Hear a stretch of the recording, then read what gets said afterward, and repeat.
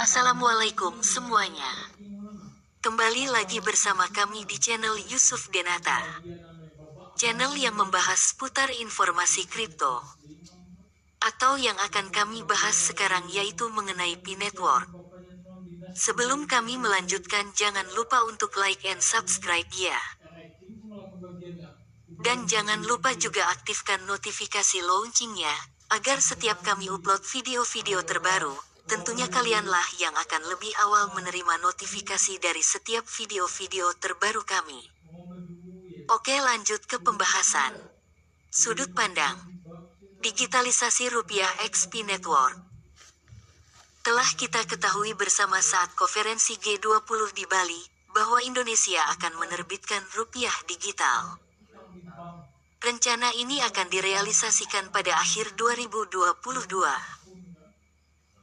Sahabat pionir, dunia sudah bertambah tua, kandungan tambang semakin menipis, jumlah manusia bertambah banyak, tingkat kebutuhan semakin beragam dan meningkat terus tiap tahunnya. Semua itu tentunya akan menguras semua potensi sumber daya alam yang masih tersisa. Dan untuk mengatasi hal ini maka diperlukan efisiensi secara cepat, yaitu dengan memanfaat teknologi. Semua itu terukur oleh nilai uang, oleh karenanya uang fiat pun akan didigitalisasi. Agar lebih efektif, efisien, aman dan ramah lingkungan, dalam pembuatan dan penggunaannya tanpa mengurangi nilai faktualnya. Apakah langkah ini adalah suatu hal yang baru? Jawab: iya bagi Indonesia, tapi tidak bagi banyak negara lain yang sudah lebih dulu melakukannya. Dolar, euro, pounds, yen dan lain-lain sudah ada lebih dulu di pasar forex. Digitalisasi rupiah menurut saya sebenarnya hanya sebagai salah satu upaya pemerintah dalam meningkatkan nilai tukarnya kurs saja di bursa forex, agar lebih menguntungkan dalam nilai perdagangan. Karena ketika nilai tukar uang fiat naik, maka transaksi perdagangan yang terjadi, baik itu dalam ekspor atau impor, tidak akan menguras banyak uang fiat dalam bentuk fisik dan lebih mudah dalam melakukan transaksi pembayaran. Dan kelemahannya adalah masih tetap terikat pada regulasi pemerintah dalam mengatur sirkulasi uang, juga adanya pembatasan kuota ekspor dan impor, dan regulasi politik. Digitalisasi rupiah memerlukan kesiapan teknologi yang canggih dan mumpuni dalam pembuatan dan menjalankan software hardware-nya. Harus terdesentralisasi dengan teknologi blockchain, agar aman dan nyaman dalam bertransaksinya. Dan harus menggunakan jaringan web 3.0 agar lebih cepat dalam proses transfer dan pencatatannya, juga ramah lingkungan, karena web 3.0 tidak memakan banyak energi dan rendah radiasi.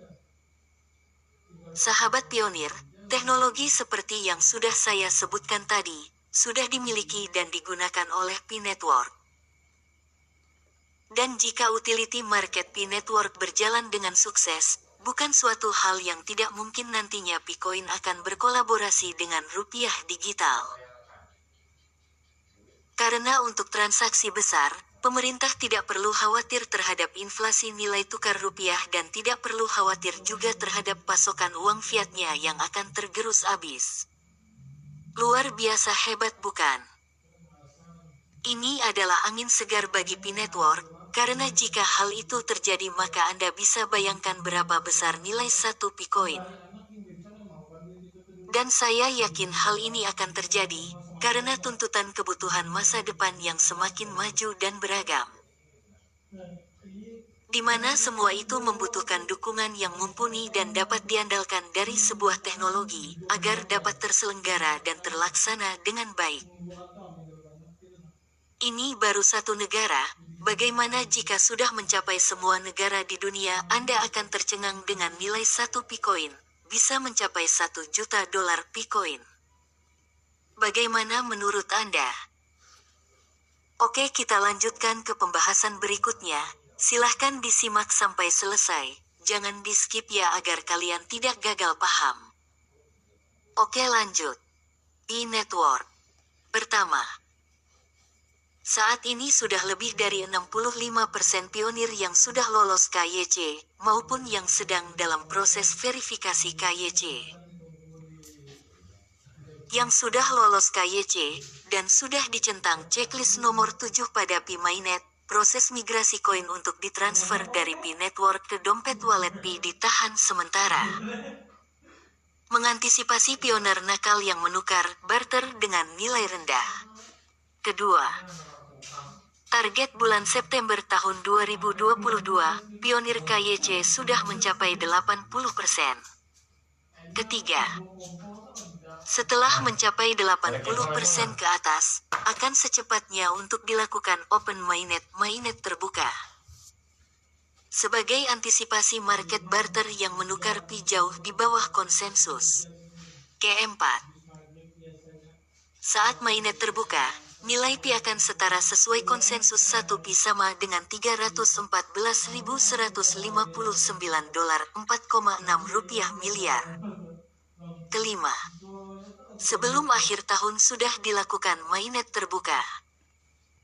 Kita bisa menukar Pi melalui market barter, melalui exchanger aset digital untuk ditukar dengan mata uang, fiat. Keenam, semua persiapan untuk mainnet terbuka sudah siap. Semua merchant sudah terkoneksi dengan ISDK. Tinggal menunggu memaksimalkan proses KYC. Ketujuh, pembukaan Pi Bank sedang dalam proses perizinan.